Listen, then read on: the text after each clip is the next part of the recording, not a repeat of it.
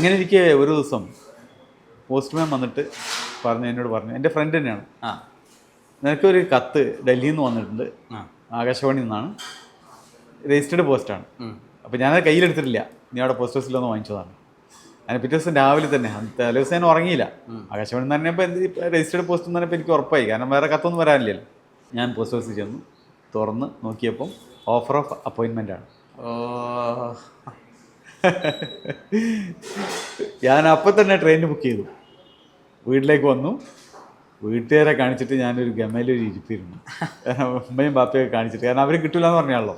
Delhi Dubai പോകണമെന്ന് എന്നോട് പറഞ്ഞാണല്ലോ. ജയിച്ചു. അവിടുന്ന് പിന്നെയും കുറച്ച് കഴിഞ്ഞതിന് ശേഷമാണ് അപ്പോയിൻമെൻറ്റ് വന്നത്. അതായത് നമ്മുടെ DGPയുടെ ഒരു ഇത് കൊടുക്കണം, ക്ലിയറൻസ് വേണം. അതായത് നമ്മൾ കുഴപ്പമൊന്നും ഉണ്ടാക്കിയിട്ടില്ല, കുഴപ്പക്കാരനല്ല, നല്ല മനുഷ്യനാണ് എന്നൊക്കെ പറഞ്ഞിട്ടുള്ള ക്ലിയറൻസ് വേണം. ആകാശവാണിക്ക് ഏറ്റവും കൊള്ളാവുന്ന ഇവന് നിങ്ങളെ വല്ലാപ്പിലാക്കൂല എന്നൊക്കെ പറഞ്ഞിട്ടുള്ള ഇത് കൊടുക്കണം. അത് തിരുവനന്തപുരത്ത് പോകാൻ വൈകിപ്പോയി. അത് വൈകിയതുകൊണ്ടാണ് പിന്നെ പോസ്റ്റിംഗ് വൈകിയത്. അപ്പോൾ നവംബർ ആദ്യമാണ് എനിക്കിത് കത്ത് കിട്ടിയത്. ഉടൻ തന്നെ ടിക്കറ്റ് ബുക്ക് ചെയ്തു, ഡൽഹിക്ക് കയറി.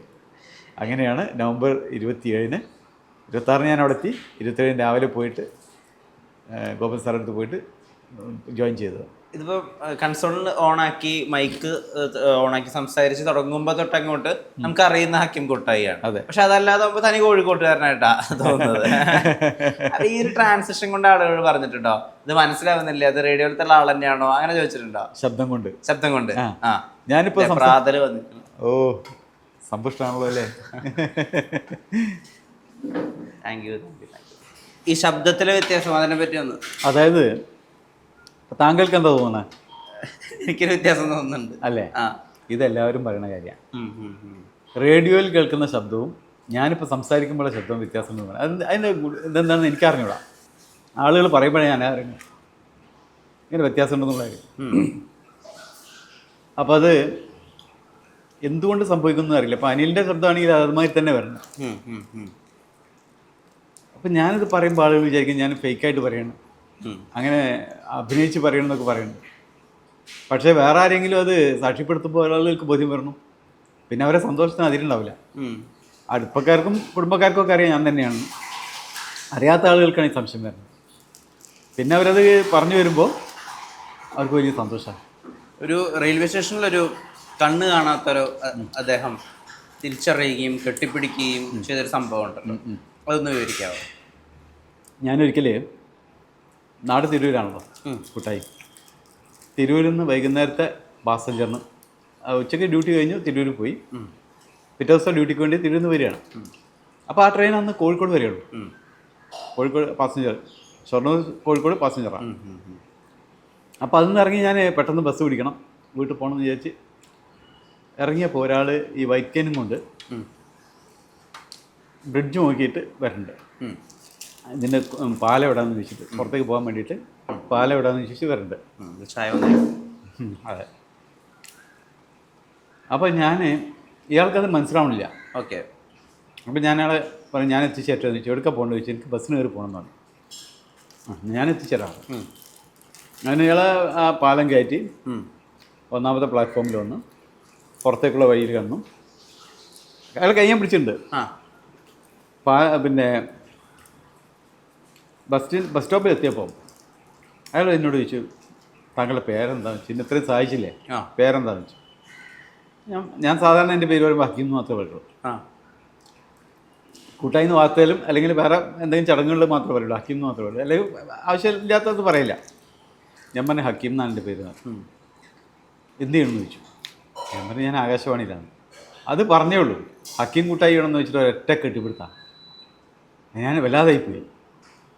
അപ്പോൾ പറഞ്ഞു ഞങ്ങൾക്ക് കാണാൻ പറ്റില്ല, കേൾക്കാനേ പറ്റുള്ളൂ, നിങ്ങളെ സ്ഥിരമായിട്ട് നമ്മൾ കേൾക്കുന്നതാണ്, പക്ഷേ നിങ്ങളെപ്പോഴും എനിക്ക് കാണാൻ പറ്റുന്നില്ലല്ലോ, അവർ വിഷമം വല്ലാണ്ടെങ്കിൽ എന്ന് പറഞ്ഞ് ഒരുപാട് നേരം അദ്ദേഹത്തിനോട് സംസാരിച്ച്. അദ്ദേഹത്തിൻ്റെ ബസ് വരുന്നവരെ ഞാനവിടെ നിന്ന് ആ കെട്ടിപ്പിടുത്ത് ഒരുപാട് നേരം തുടങ്ങി.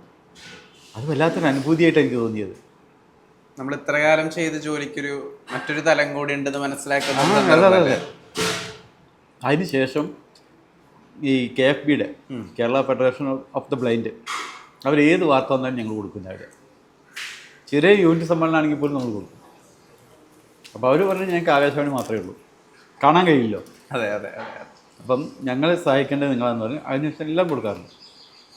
ഇപ്പം ജീവിതത്തിൽ തന്നെ, ഒഫീഷ്യൽ ജീവിതത്തിൽ തന്നെ ഏറ്റവും പ്രധാനപ്പെട്ട മറ്റൊരു സന്ദർഭമായിട്ട് ഞാൻ മനസ്സിലാക്കുന്നത് കടലുണ്ടി ദുരന്തം. അതെ അതെ. അതിൻ്റെ റിപ്പോർട്ടിങ് അല്ലെങ്കിൽ അത് അതിലൂടെ കടന്നുപോയ സന്ദർഭം എന്നുള്ളതൊക്കെയാണ്.